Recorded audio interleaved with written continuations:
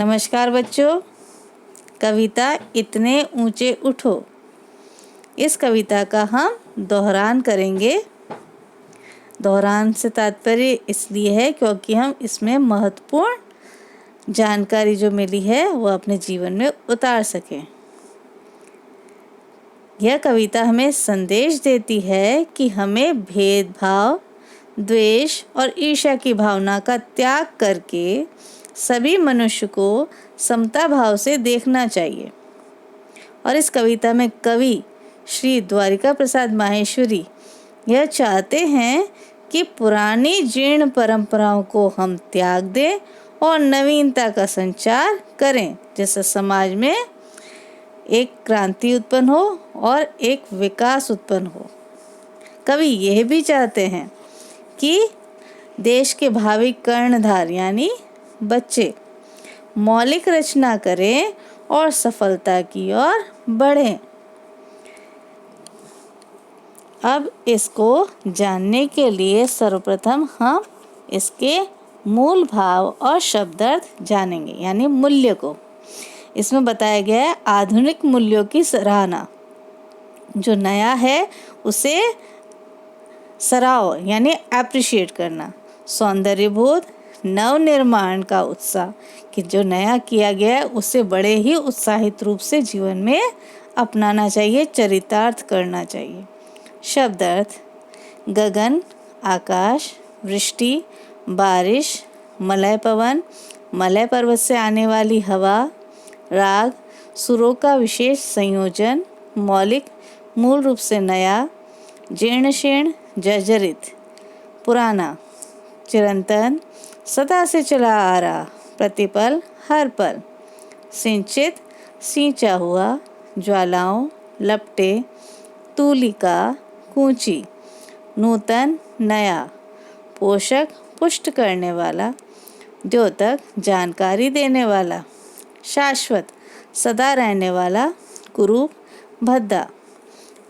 अब हम करेंगे भाषा की बात, क्योंकि हम प्रश्नोत्तर पूर्व में कर चुके हैं, लेकिन उसे दोहराते रहिएगा। भाषा की बात। पहला अभ्यास: निम्नलिखित शब्दों के अनुपयुक्त पर्यायवाची शब्दों को गोला कीजिए। अनुपयुक्त ढूंढ के हमें उस पे गोला करना है। गगन, नभ, व्योम, नीला और आसमान। इसमें नीला जो है वह रंग का नाम दिया गया है, इसे गोला लगाइए। धरा, मानव, भू, भूमि, जमीन। मानव इसमें मनुष्य का पर्याय बताया गया है, जो कि गलत है, गोला लगाइए। पवन, वायु, समीर, अग्नि, हवा। अग्नि आग का पर्याय है, गोला लगाइए। दुनिया, जगत, सलील, लोक, विश्व। सलील यानी पानी, गोला लगाइए, क्योंकि ये सभी अनुपयुक्त पर्यायवाची शब्द है। दूसरा अभ्यास: निम्नलिखित अशुद्ध शब्दों के शुद्ध रूप लिखिए। आकर्षण, आकर्षण, परिवर्तन, परिवर्तन, धरती, धरती, स्वर्ग, स्वर्ग, ज्वालाओं, ज्वालाओं, मृत्यु, मृत्यु, सृजन, सृजन, तुलिका, तूलिका, सूरज, सूरज। जिस हिसाब से हमने उच्चारण किया और लिखा भी उसी तरह से जाता है, अर्थात हमें शुद्ध बोलना चाहिए, शुद्ध लिखना चाहिए। अभ्यास 3: क्ष संयुक्त व्यंजन है और त द्वितीय व्यंजन है, अर्थात जब एक जो वर्ण है उसका 2 बार उच्चारण किया जाता है, 2 बार लिखा जाता है, वह द्वितीय व्यंजन कहलाता है। और 2 व्यंजनों को जोड़ के जो बना होता है उसे संयुक्त व्यंजन कहते हैं। तो इसको हमें अलग अलग छांट कर लिखना है। पहला है दुस्साहस, इसमें आधा स और सा आने के कारण ये द्वितीय व्यंजन है। विज्ञान संयुक्त व्यंजन है।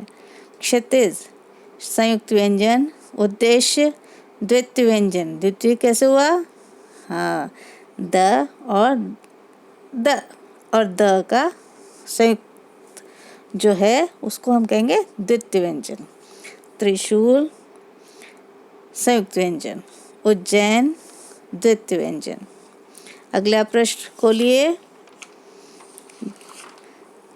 अभ्यास 4। संज्ञा के 3 भेद होते हैं।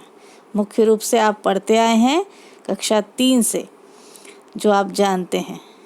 व्यक्तिवाचक संज्ञा, जातिवाचक संज्ञा और भाववाचक संज्ञा। व्यक्तिवाचक संज्ञा वह होती है जिसमें किसी विशेष व्यक्ति, वस्तु और स्थान आदि का बोध कराया जाता है। जैसे आपका नाम, मेरा नाम, या आप जहाँ जिस स्थान पर रहते हैं उसका नाम, जैसे राम, दिल्ली, अलवर आदि। जिस शब्द से संपूर्ण जाति का पता चलता है उसे हम जातिवाचक संज्ञा कहते हैं। लड़का, शहर, गाय, शेर आदि। जिस शब्द से किसी गुण, दशा, भाव, अवस्था अथवा या स्वभाव का पता चलता है उसे हम भाववाचक संज्ञा कहते हैं। जैसे खुशी, मिठास, हरियाली, प्रसन्नता, सभी ये भाववाचक संज्ञाएं हैं। अब यहाँ पे नीचे कुछ वाक्य दिए गए हैं, उसमें रेखांकित संज्ञा शब्दों को जानकर भेद भी बताने हैं। तो पहला है सारी दुनिया को देखो। दुनिया रेखांकित कीजिए, जातिवाचक संज्ञा है। शशांक कल घूमने जाएगा।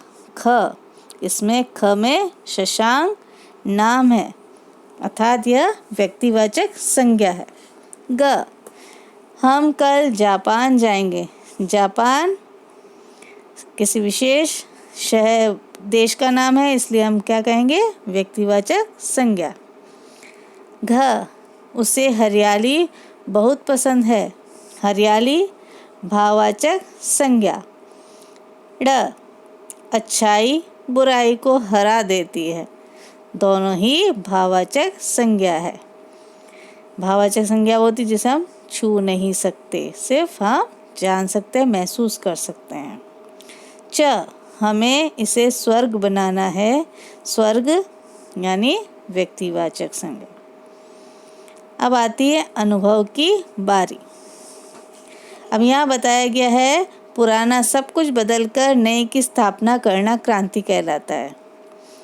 अर्थात क्रांति परिवर्तन जो कि लोगों के लिए कल्याणकारी हो। क्या आपने औद्योगिक क्रांति का नाम सुना है? अनेक तरह की क्रांतियाँ हुई हैं, जैसे हरित क्रांति, श्वेत क्रांति, लाल क्रांति और भी अलग अलग तरह की क्रांतियाँ हुई है। मुख्य रूप से हम हरित क्रांति जानते हैं, जो कि किससे? हरियाली और अन्न से संबंधित है। श्वेत क्रांति जो कि दूध से संबंधित है। इसको हम जानने के लिए अगले कक्षा में बात करेंगे। धन्यवाद।